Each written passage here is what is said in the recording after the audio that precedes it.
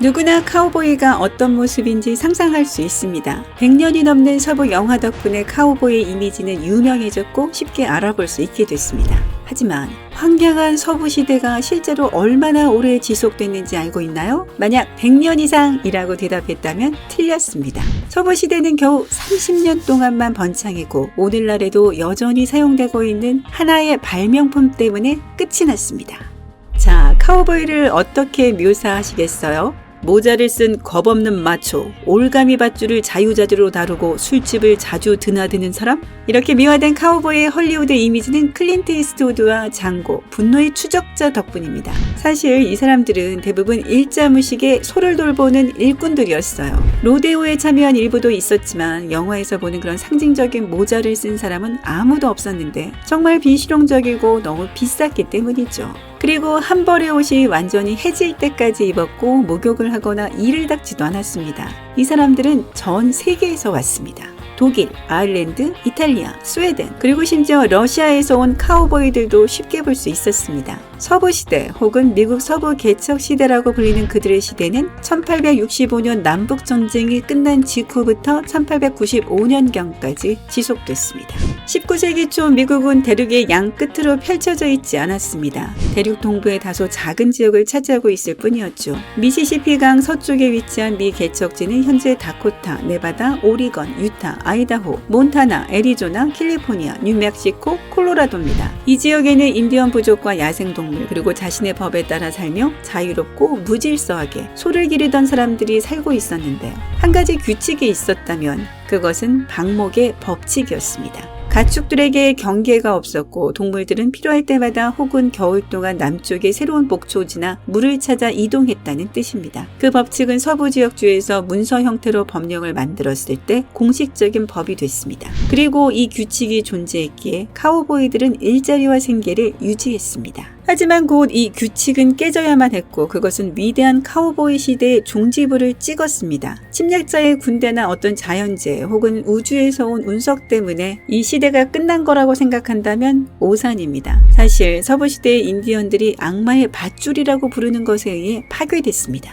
이 발명품은 바로 철조망입니다. 철조망이 카우보이들의 땅에 정확히 어떤 영향을 미쳤는지 봅시다. 스포일러 걱정 마세요. 살생에 사용되지는 않았어요. 개척지 서쪽에 있는 대부분의 영토는 너무 거칠고 알려지지 않은 지역이어서 종종 위대한 미국 사막이라고 불렸습니다. 그럼에도 불구하고 이 땅의 대부분은 공식적으로 연방정부에 속해 있었고 물론 그들은 문서상뿐만 아니라 직접 소유하는 데 관심이 있었습니다. 그래서 정부는 정착민들, 특히 농부들에게 그 땅으로 이주해서 농작물을 재배하고 소를 기르고 영구적인 정착지를 건설하도록 권했습니다. 그리고 알려지지 않은 야생 서부에 대한 두려움에도 불구하고 사람들은 19세기 중반부터 실제로 그렇게 하기 시작했습니다. 이들에게 동기를 부여한 두 가지가 있었습니다. 먼저 명백한 사명이 점점 그 인기를 얻고 있었습니다. 이는 신의 섭리가 미국이 대서양에서 태평양까지 확장돼야 할 운명을 갖고 있다는 것을 명시하고 있다는 주장입니다. 물론 그것을 믿었던 사람들은 이 운명을 현실로 실현시키는 것을 기꺼이 돕고자 했습니다.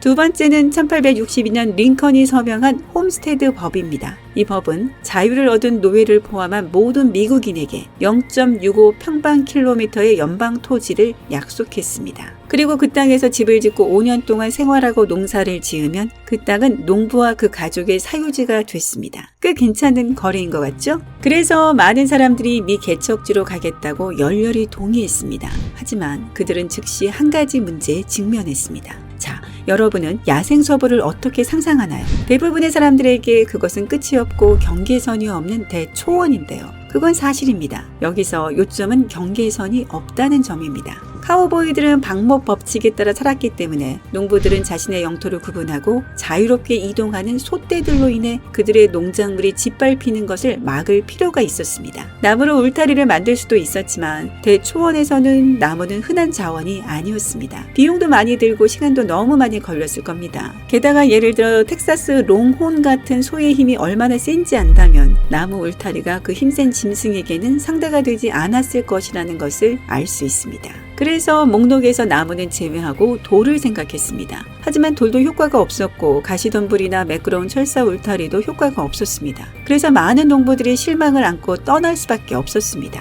1871년 미국 농부부는 울타리 문제를 새로운 영토의 개척이 불가능한 주요 이유로 지적하기도 했습니다. 그러고 나서 조셉 글리든이라는 사업가가 철조망을 발명하면서 모든 것이 바뀌게 됩니다. 19세기에만 수백 개의 철조망 모델이 특허를 받았기 때문에 이것은 완전히 혁명적인 개념은 아니었습니다. 하지만 오늘날에도 여전히 사용되고 있는 글리든의 발명품은 가축의 이동을 막을 수 있을 만큼 충분히 강했기 때문에 최고였지요. 글리든은 커피 분쇄기를 사용해서 철조망의 가시를 만들었는데 가시는 다른 철사로 고정되어 있었습니다. 그는 1874년에 자신의 발명품에 특허를 냈고 그것은 즉각적인 상업적 성공을 거뒀습니다. 5년 동안 철조망의 판매량은 50km에서 42만 3,000km까지 증가했습니다. 이것은 적도주의를 10번 감싸기에 충분한 길입니다. 철조망과 관련된 또 다른 이름은 존 원 게이츠입니다. 철조망 판매로 큰 돈을 벌었고 구경꾼들과 벌인 내기로도 큰 돈을 벌었습니다. 그는 텍사스에서 가장 야생적인 롱혼을 찾아낸 후 부서지기 쉬워 보이는 철사로 만든 울타리로 감싼 후에 소가 탈출할 수 없다고 주장했습니다. 그 말을 믿지 않은 사람들은 많은 돈을 잃었는데 사실 이 철사는 거의 무엇이라도 견딜 수 있었기 때문입니다. 이 때문에 존은 돈 내기 게이츠로 알려지게 됩니다. 그리고 그는 철조망을 위한 기억에 남을 만한 슬로건을 고안해냈는데 이것은 오늘날에도 여전히 효과가 있을 겁니다. 공기보다 가볍고 위스키보다 강하고 먼지보다 쌉니다.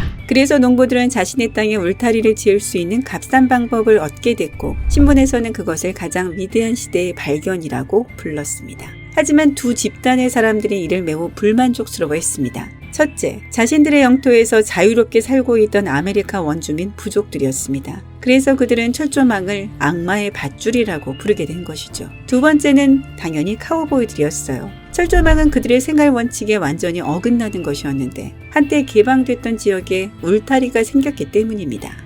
소들은 상처를 입고 감염으로 고생했고 겨울에 남쪽으로 이동하는 동안 종종 철조망 때문에 오도가도 못하게 됐지요. 그들은 수천 마리의 소떼를 잃었어요. 그리고 일부 울타리는 합법이었지만 어떤 사람들은 허가 없이 공유지를 사유지로 만들기 위해 철조망을 쳤습니다. 울타리 없애기 전쟁이 그 당시에 현실이 됐습니다. 카우보이들은 마스크를 쓰고 푸른 악마와 멧돼지파 같은 갱단을 형성하고 밤에 전선을 끊어서 물과 목초를 얻곤 했습니다. 때로는 농부들에게 위협적인 쪽지를 남기곤 했습니다. 꽤 자주 그것 때문에 사람들이 죽임을 당하기도 했습니다. 정부는 어떻게든 문제를 해결해야 했고 울타리를 자르는 행위를 처벌 가능한 범죄로 만들기로 결정했습니다. 하루아침에 문제를 해결하지는 못했지만 시간이 흐르면서 갈등은 일단 멈췄습니다. 점점 더 많은 사람들이 서부 미 개척지로 이주했습니다. 철조망이 발명된 후 처음 10년 동안 이주한 사람들의 수는 발명 이전의 50년 동안의 이주자보다 더 많았고 점점 많은 사람들이 이 땅에서 농부 및 주민이 되어 정착했습니다.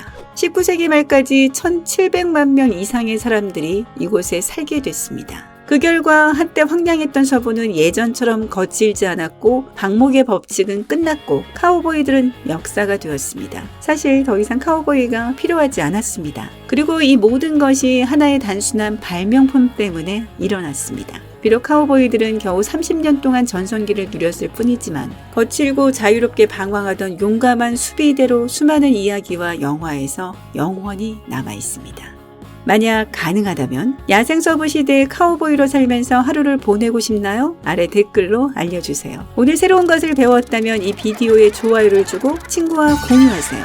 하지만 잠깐, 아직 아무데도 가지 마세요. 여러분이 즐길 수 있는 2,000개 이상의 멋진 비디오가 있습니다. 왼쪽 또는 오른쪽 비디오를 선택하고 클릭하기만 하면 됩니다. 삶의 밝은 면에 머무르세요.